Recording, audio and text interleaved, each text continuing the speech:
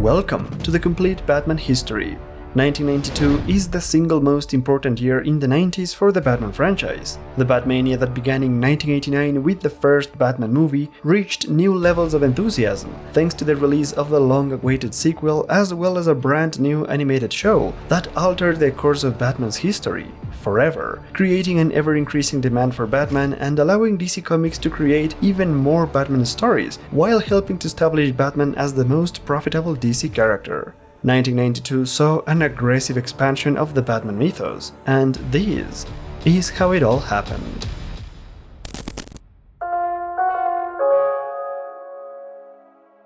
Detective Comics number 641 is the final chapter of The Destroyer, a three-part crossover between Detective, Batman, and Legends of the Dark Knight. The most notable aspect of the storyline is the introduction of the new Gotham City. DC Comics wanted to capitalize on the popularity of the 1989 Batman movie, and in order to achieve this, they decided that the Gotham City of the comic books should look similar to the Gotham City of the movie. With this in mind, DC hired Anton Furst, the concept artist who won an Academy Award for his work on the Batman movie. But this is mine anyway. And they asked him to design a similar version of the city, but this time for the comics. The result is one of the most unique versions of Gotham City ever seen in comic books. The massive dark city that Anton Furst created, with Gothic architecture that symbolizes the darkness within the city, was quickly adapted into the main comics, closing the gap between the movies and the comic books, and providing Gotham with a distinct look and personality. Though it wasn't a groundbreaking story, The Destroyer is one of the most defining moments of the year, especially considering it's the first Batman story told as a crossover between three different titles, and as such, The Destroyer can be considered the first test run for the massive crossovers that became popular in the mid-90s. In fact, the crossovers continued in the following issue of Detective Comics, which features the second chapter of the three-part storyline called The Return of Scarface. The first and third chapters are told in the Batman title, and only the second one is featured in Detective. The story was written by Alan Grant, the co-creator of Scarface and the only person who could bring him back. The following issue is Detective Comics number 643, and it features a story called Library of Souls, which is the final collaboration between writer Peter Milligan and artist Jim Aparo, in which they tell the story of a deranged librarian who becomes a serial killer. The story falls in line with pretty much every other Milligan story for how weird and dark it is, but this would be the last of such stories, as a new creative team took over Detective with issue number 644. Writer Chuck Dixon and artists Tom Lyle and Scott Hanna delivered some excellent work in the Robin miniseries, allowing them to take over Detective, and their first work was a three-part storyline called Electric City, with cover illustrations by Michael Golden, who returns as the cover artist of the series for one last time.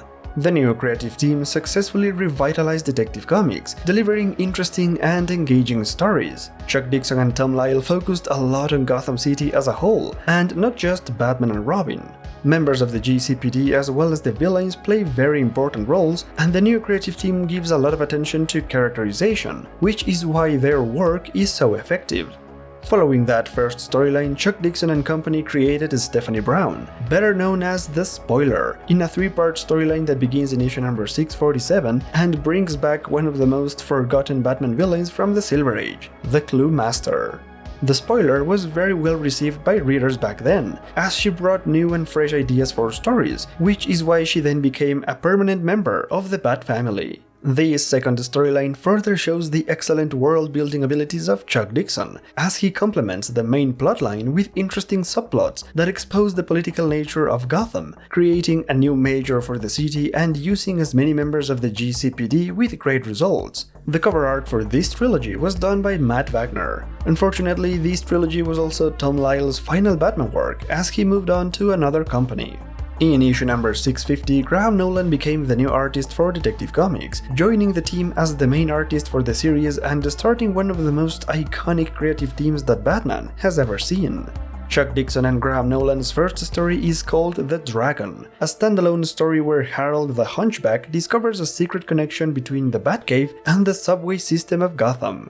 Though at first glance this would seem like a pointless story, this issue is evidence that the Batman team at DC Comics were already setting the stage for something big they had planned for the upcoming months, something that will be known as Nightfall. Ever since Chuck Dixon started writing for Detective Comics, the Batman team started to develop a big idea for a story that was first pitched by a previous Batman writer. It's unclear who this writer was, because there are conflicting testimonies, with some sources saying it was Peter Milligan and others claiming it was Doug Moench. In any case, the story they wanted to tell was about Batman becoming seriously injured and having someone replacing him for only a couple of issues. The Batman editor Denny O'Neil saw the potential of that story and decided to turn it into a massive event that would last for at least a year, and with help of his team, he started to develop the necessary story elements. It's not a coincidence that since Chuck Dixon started writing Detective, he would put so much emphasis on the GCPD members like Harvey Bullock, Sarah Essen, and Commissioner Gordon, as well as creating a new major for the city and introducing the subway system connection to the Batcave. All of these elements were necessary for Nightfall, and they were introduced almost a year before the story was even announced, which goes to show the careful planning and coordination of the Batman comics back in the day. After the introduction of Graham Nolan, it was only a matter of months before the prelude to Nightfall was set in motion, and there were only a couple of stories left in Detective before it happened. Issue number 651, for instance, is a standalone story called A Bullet for Bullock, a noir thriller focused on Harvey Bullock and the first time we get to see Graham Nolan's extremely effective version of Batman. The cover for this story was the first Batman publication by artist Kelly Jones, who will be among the many artists that will be attached to the Nightfall project. A Bullet for Bullock was quite successful, and the popularity of the story allowed it to be adapted into an episode of Batman the Animated Series.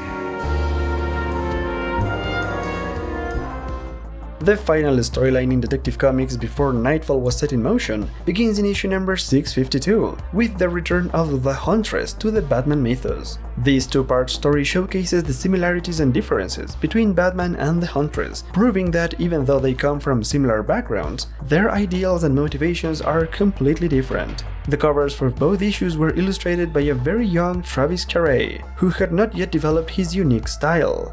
And finally, there's the Detective Comics Annual number 5, which is part of the event called Eclipso: The Darkness Within. It follows Batman as he tries to stop the ventriloquist and the Joker, and saves them from a monster that was created by the Eclipso crystals from the hateful feelings of Commissioner Gordon. Though the concept is quite convoluted, the writing of Alan Grant and the art of Tom Mandrake are exceptionally expressive, as well as the cover art by Sam Kieth.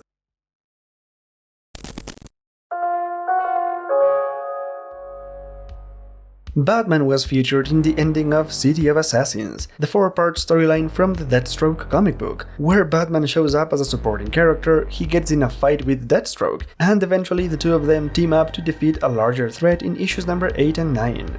Meanwhile, Robin made his own guest appearances in the Superman comics, where he joined the Man of Steel and Jimmy Olsen to fight vampires in Metropolis. The story answers the question of what would happen if Superman confronted vampires, and it was published in Superman, The Man of Steel number 14 and Superman number 70. Robin was involved in more supernatural affairs when he and Batman showed up in issues number 23 and 24 of The Demon, where they assisted Etrigan against a horde of werewolf-like creatures that have been terrorizing Gotham. And in one final encounter with the supernatural, Batman confronts Ragman in the final issue of the Ragman miniseries of 1991, where he has to face the fact that Ragman is the rightful protector of the Jewish community of Gotham. In the pages of the Green Arrow Annual number 5, Batman joins forces with Green Arrow to save Black Canary, who had become magically enthralled by the Eclipso crystals, a story that is also part of the event called Eclipso: The Darkness Within. Batman also shows up in Justice League America number 66, where he goes back to his old team in order to help Superman become a better leader and help him settle his differences with the loose cannon Guy Gardner before he hurts himself or someone else. And finally, Batman made a couple of appearances in Funeral for a Friend, the Superman story that takes place immediately after the events of the death of Superman. Batman was part of the many characters that showed up in Metropolis to pay the last respects to the world's greatest hero.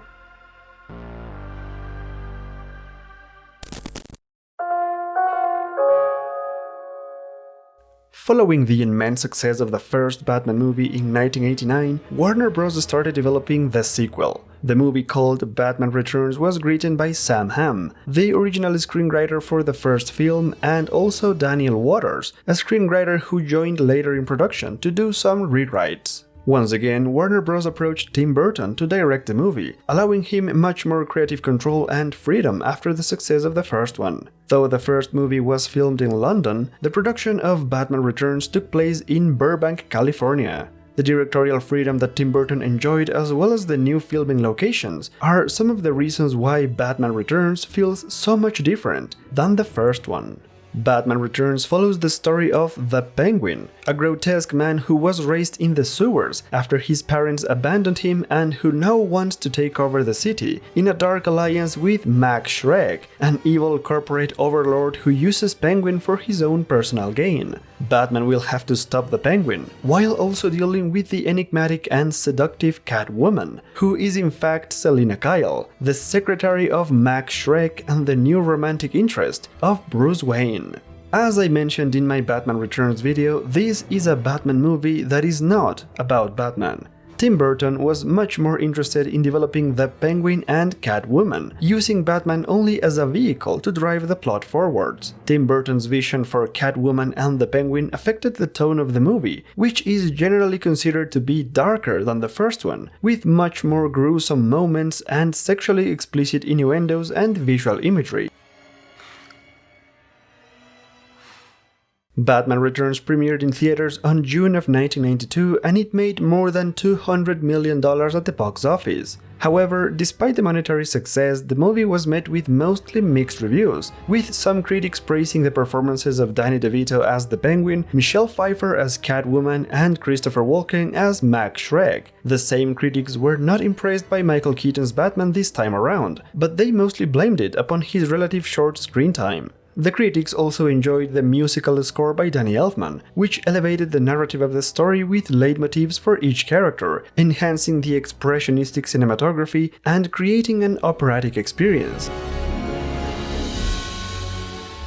The production design of the film was also highly praised, with the story taking place on Christmas season, allowing people to see Gotham City on a snowy environment. Overall, critics who enjoyed Batman Returns appreciated the more personal nature of the film, as well as the sensibilities and the style of Tim Burton, which are much more noticeable. However, the negative reviews pointed out the drastic differences in tone and style with the first movie, making these feel like a completely separate project, as well as the themes of the story being too dark and not fun enough for a superhero movie. This criticism was reinforced by the marketing campaign, which included magazines, trading cards, the official comic book adaptation, action figures, and most controversially, the McDonald's licensing of Batman Returns to sell food and toys for children. Batman Returns was marketed as a kid-friendly movie, when in reality the content and themes of the film are not.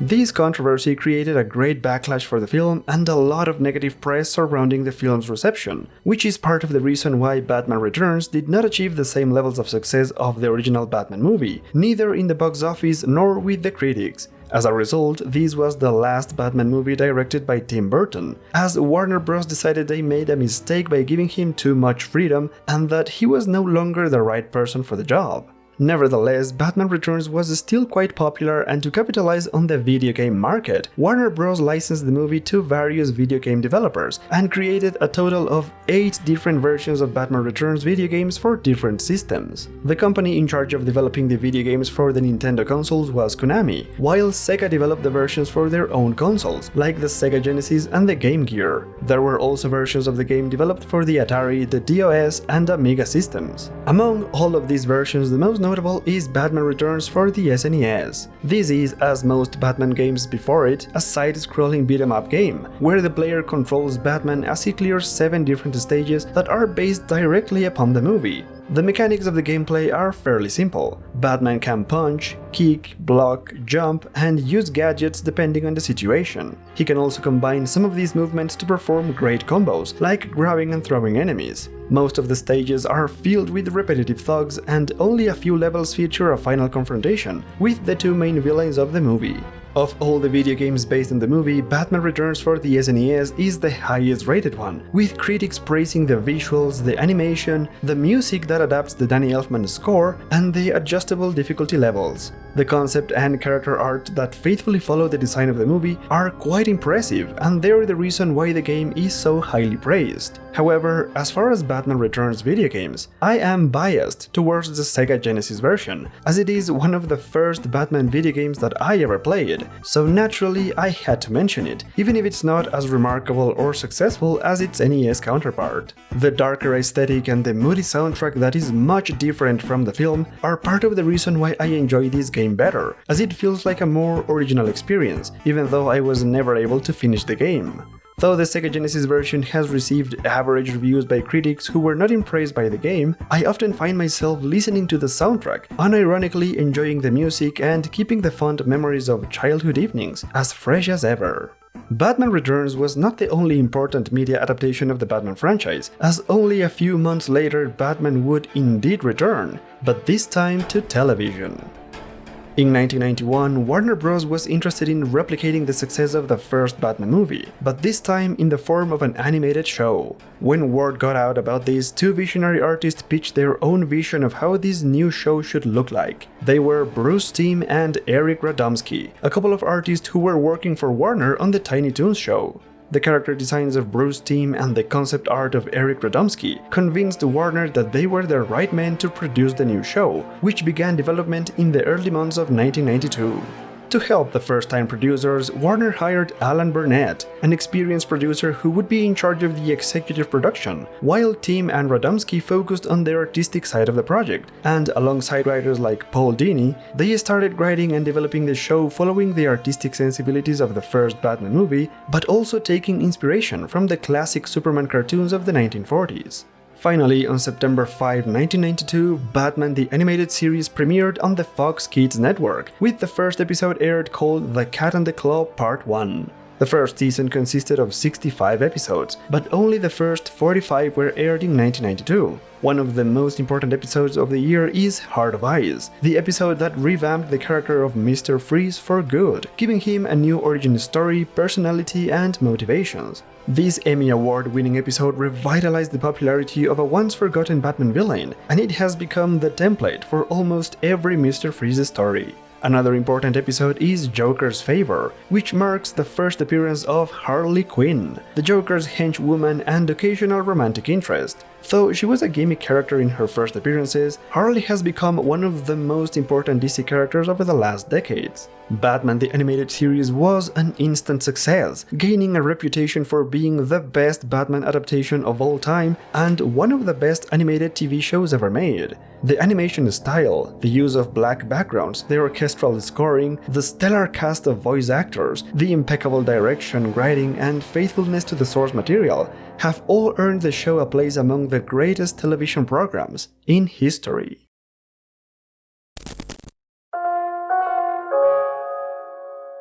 In 1992, DC Comics and Dark Horse Comics published the finale of the Batman vs. Predator crossover, where the iconic cinematic monster clashes against the Dark Knight in one of the most intense battles of the year. The crossover was critically and commercially successful, as it was met with mostly positive reception from both critics and fans, who enjoyed the thrilling adventure and the action-packed story. The work of artist Adam Kubert on the crossover earned him an Eisner Award for Best Inker in 1993. On the summer of 1992, DC published their Robin Annual number 1, even though Robin did not have an ongoing series yet. The story is part of the Eclipso, the Darkness Within event, and it follows Robin saving and working together with Anarchy to stop an Eclipso monster. In September, and to line up with the premiere of Batman the Animated Series, DC launched a new title called The Batman Adventures, based on the animated show.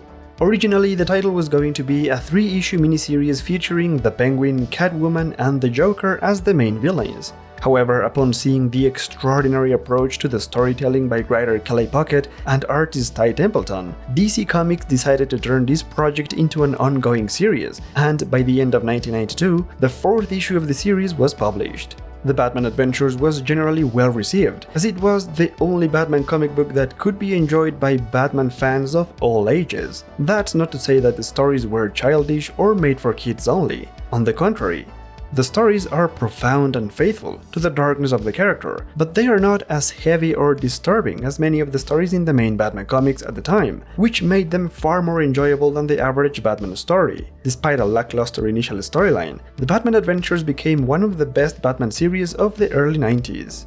In the fall of 1992, DC released Robin 3000, a 2-issue Elseworlds story that is, quite possibly, the worst Elseworlds story of all time. Set in the year 3000, the story follows Robin as he confronts a group of tyrant aliens. The story has no real connection to the Batman mythos except for the names of a few characters, and as it turns out, this is because it was originally going to be a Tom Swift story that was repurposed as a Robin story but without altering much from the original script. Robin 3000 has received abysmal reviews, and rightfully so, as this is definitely the worst Batman reading experience of the year, with a boring plotline and strange artistic choices. The reason why was this story made remains a mystery, but it's definitely one of the most forgettable books of the year. Finally, at the end of 1992, DC published the third and final Robin miniseries called Robin 3: Cry of the Huntress. This 6-issue miniseries follows Robin working alongside the Huntress in order to stop the KGBists and the Russian Mafia of Gotham. The story was the final collaboration between Chuck Dixon and Tom Lyle, and just like the previous series, this one features 2 variant covers per issue, one with a traditional illustration and the other with a moving slide sheet to create the illusion of movement. The gimmick covers were done by Tom Lyle and the traditional ones were done by Mike Zeck. Robin 3 expands the mythology of the Robin universe, introducing the first romantic partner of Tim Drake and elaborating upon his life as a regular teenager, themes that would be further expanded in the first Robin series the next year. Also in 1993, a new series would feature short stories about the characters in the Batman universe. This series would be called Showcase 93, and the first issues were published by the end of 1992.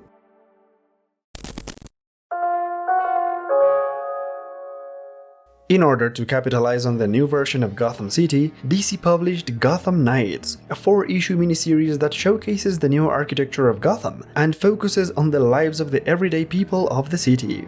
Gotham Knights is one of the most underrated Batman stories of 1992, and probably of all time. That's because it's technically not a Batman story, as Batman barely appears at all. Readers were expecting a Batman story and they got something completely different, though not necessarily bad. Gotham Knights presents a very complex and clever story that highlights the human side of Gotham as well as the new architecture and design, with compelling plots and characters written by John Ostrander and beautiful illustrations by Mary Mitchell.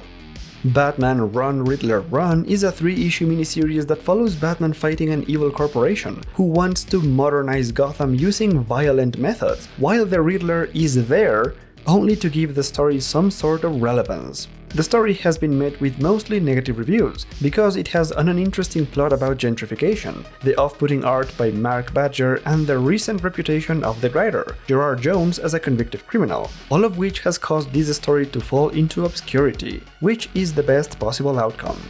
In order to capitalize on the premiere of the Batman Returns movie, DC published 2 graphic novels that focus on Catwoman and the Penguin.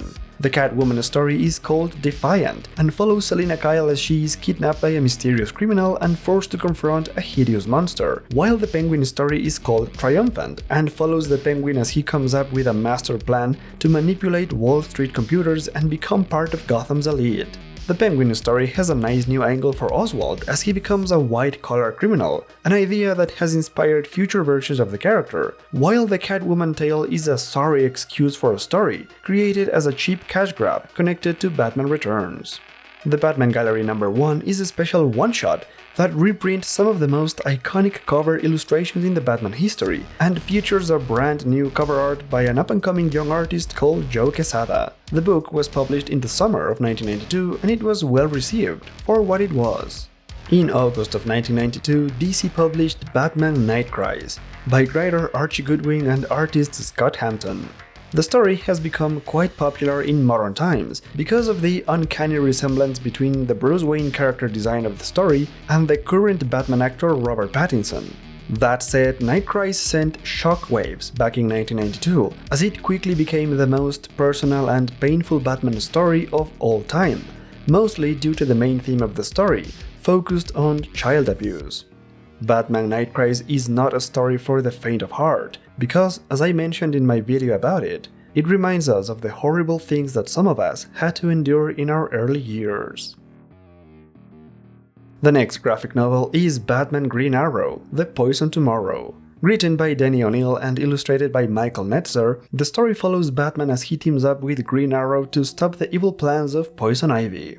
Though the Batman Green Arrow team-ups were nothing new, The Poison Tomorrow is important as it is the first time Poison Ivy is portrayed as a serious eco-terrorist. While still a ruthless femme fatale in this story, Ivy's main motivation was greatly shifted as she stopped being a greedy criminal out for money and became much more sympathetic as she tries to save the planet from mankind.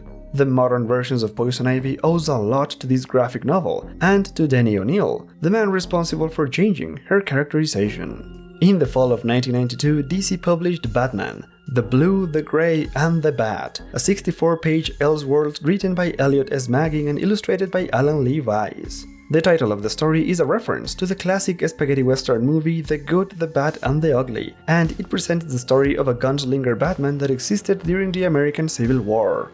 The story is much more style over substance, as the plot gets lost in representing the cool aspects of Batman translated to the 19th century. The story was met with mediocre critical reception, as many people found the idea of Batman as a Western hero a bit inconsequential, and the writing was not clever enough to justify the purchase of this story that was clearly aimed exclusively towards fans of Western adventures. At the end of the year, DC published Batman: Seduction of the Gun by John Ostrander and Vince Giarano. This book was created after the son of the Warner Bros. Executive, Sandy Reisenbach, was killed with a gun. In an effort to draw attention to the very serious issue of gun violence, DC created Seduction of the Gun, a story that takes this real-world problem to the pages of Gotham City. All the proceeds from the sales of this graphic novel went to the Reisenbach Foundation to promote safety and security in the streets of New York.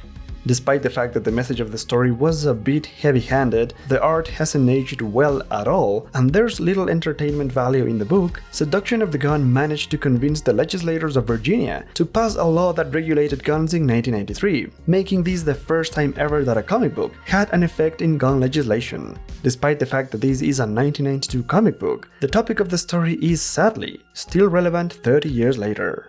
And the final graphic novel of the year is Batman: Birth of the Demon, written by Denny O'Neil and illustrated by Norm Breyfogle. Birth of the Demon is the final entry of the Demon trilogy that began in 1987 with Son of the Demon and continued in 1990 with Bride of the Demon. Birth of the Demon is the quintessential origin story of Ra's al Ghul, as Denny O'Neil finally reveals the backstory of the character he co-created. Birth of the Demon is the only story of the Demon trilogy not written by Mike Barr, and it is widely considered the best entry on the series, receiving mostly positive reviews. Birth of the Demon retconned some elements of Raish's backstory that were established in the previous entries. These caused some confusion and criticism about the writing of Denny O'Neil. However, the breathtaking painted illustrations of Norm Breyfogle were generally considered the best part of the graphic novel, and with very good reason, as this is probably his best work in the Batman comics. After all is said and done, Birth of the Demon is definitely the best looking graphic novel of 1992.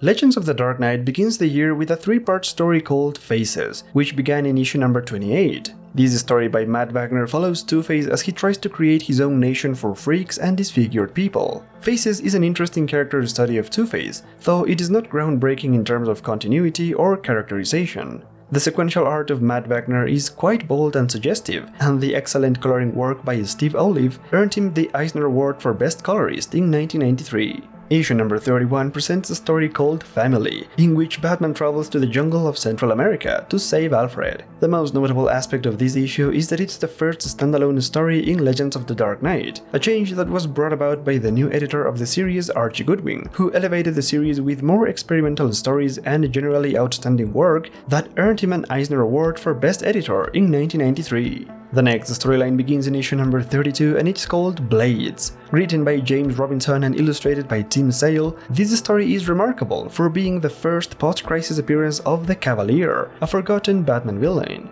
Blades is a three-part story that follows the rise and fall of the Cavalier in Gotham City and delivers one of the most powerful endings of the entire series. Issues number 35 and 36 present Destiny, a two-part story where we learn that Batman has some ancient connection to the Norse mythology, while issue number 37 is a weird story about Batman training a police officer called Mercy, who wants to get revenge on a criminal. Mercy is killed as a result of her training with Batman, in a very similar situation to that of Jason Todd.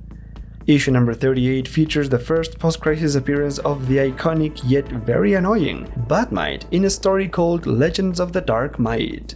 Issues number 39 and 40 features the story called Mask, a character study of Batman that makes us wonder what would happen if Batman was only a delusion of Bruce Wayne's mind. Meanwhile, issue number 41 presents Sunset, the story of a female vampire that was heavily inspired by the movie Sunset Boulevard. Issue number 42 is the final of the year and presents the first chapter of Hot House, the most unique Poison Ivy story that you will ever read. The story presents such a different twist to the concept of Poison Ivy that it will make you wish it had become the standard for the character. Though the writing is spectacular, it is the art of P. Craig Russell that elevates the story into an astonishing work of art and earned him the Eisner Award for Best Penciler and Inker in 1993. And finally, there's the Legends of the Dark Knight Annual number 2, which features the marriage of Jim Gordon and Sarah Essen. The story uses many elements of Batman Year One to create a conflict that doesn't work quite as well, but it's still the most important development of the series in terms of continuity.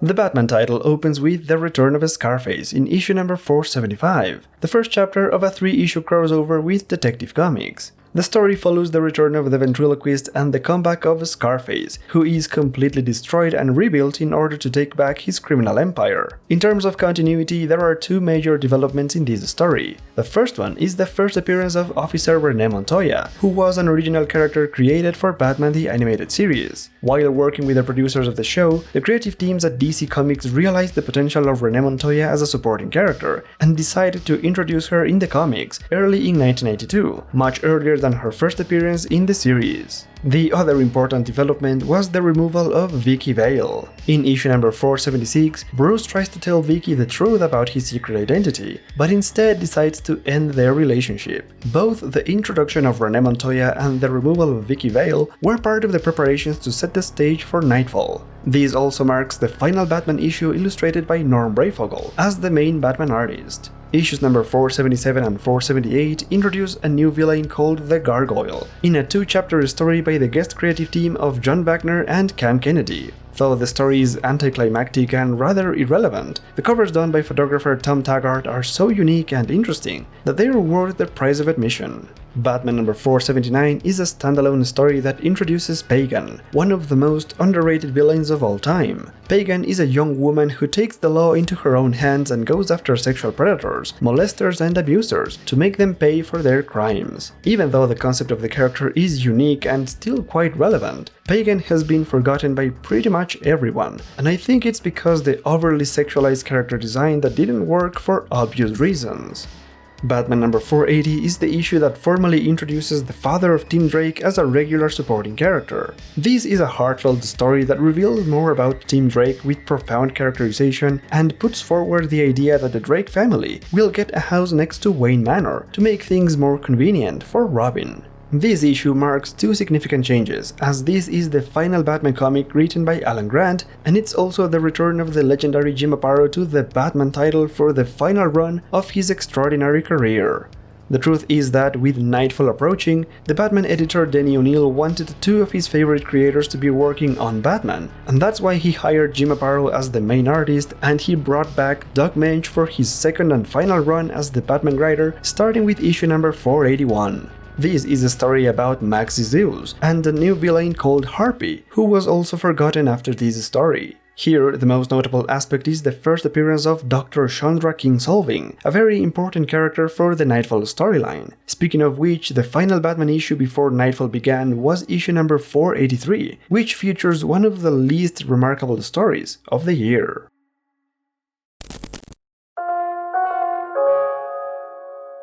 Thanks to the enormous popularity of Batman, DC was able to create yet another solo Batman series. It was called Batman: Shadow of the Bat, and the main creative team consisted of writer Alan Grant and artist Norm Breyfogle, right after they left the Batman title. The first storyline in Shadow of the Bat was called The Last Arkham, a 4-chapter story that follows Batman as he is committed to Arkham Asylum, though it was all part of his plan to capture the murderous Mr. Zsasz. The first issue of the series was released with a collector's set, which included 2 posters by Brian Stelfreeze featuring the cover illustrations for the first and second issues, the blueprint of Arkham Asylum, and a very special pop-up illustration. The Last Arkham was met with mostly positive reviews, and became one of the most commercially successful Batman stories of the year. The combination of Alan Grant and Norm Breyfogle remained one of the top Batman creative teams, despite being working together for over 5 years at this point. The Last Arkham is notable for introducing the new villain called Mr. Zsasz, as well as Dr. Jeremiah Arkham, the new director for the asylum and the only surviving member of the Arkham family. The following story is called The Black Spider, from issue number 5, and brings back the Bronze Age villain known as the Black Spider, giving an extraordinary closure to this character in a remarkable story that uses the concept of addiction to explore the characterization of Batman to very personal and deep levels of understanding. This was the final comic illustrated by Norm Breyfogle, while Alan Grant remained as the main writer in Shadow of the Bat, working alongside a number of artists, none of whom became permanent illustrators of the series. Dan Jurgens, for instance, was the artist in issue number 6, which presents the story called The Ugly American, a weird story about a super soldier gone wrong. Meanwhile, Tim Sale illustrated the final story of the year in issues number 7, 8, and 9. This story was called The Misfits, and it brings back Calendar Man, Catman, and Killer Moth, while creating 2 new characters called Nimrod and Chancer.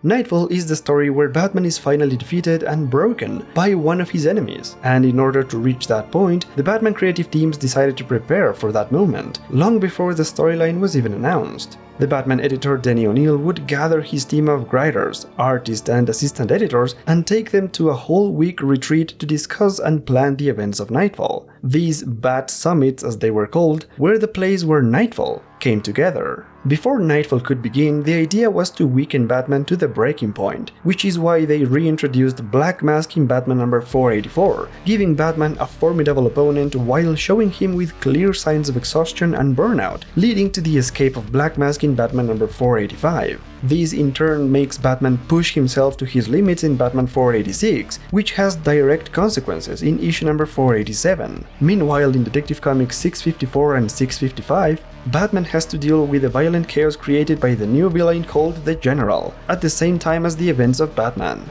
These issues were the first part of the prelude to Nightfall, setting the stage for the storyline and establishing an already weakened Batman.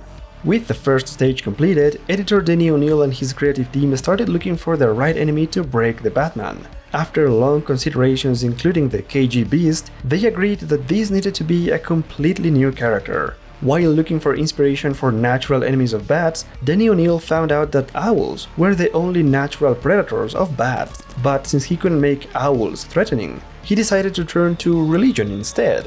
The name of Azrael caught his attention, as he was the Angel of Death, and thus he found his villain.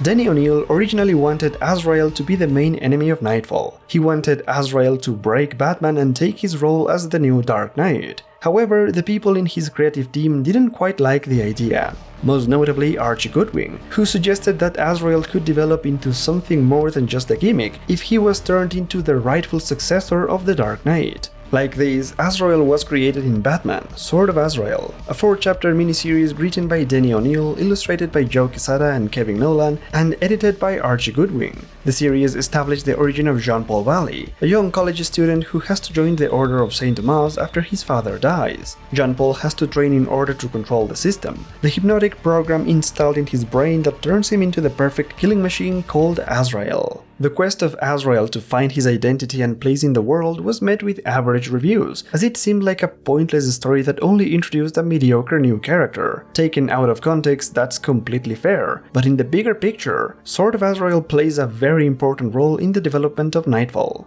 Batman Sword of Azrael was one of the highest achievements by DC Comics, as it won 3 Eisner Awards in 1993, Best Penciler for Joe Quesada, Best Inker for Kevin Nolan, and Best Editor for Archie Goodwin. Though the introduction of Azrael had been successful, it left the Batman creative team still without a proper antagonist for Nightfall. After long discussions and brainstorming sessions, writer Chuck Dixon came up with Bane, a character that borrowed many elements established by Denny O'Neil in his story called Batman Venom. The character design of Bane was done by Graham Nolan, and Bane made his official first appearance in Batman: Vengeance of Bane. This one-shot provides Bane with an origin story and motivations that explains his power and determination to break Batman.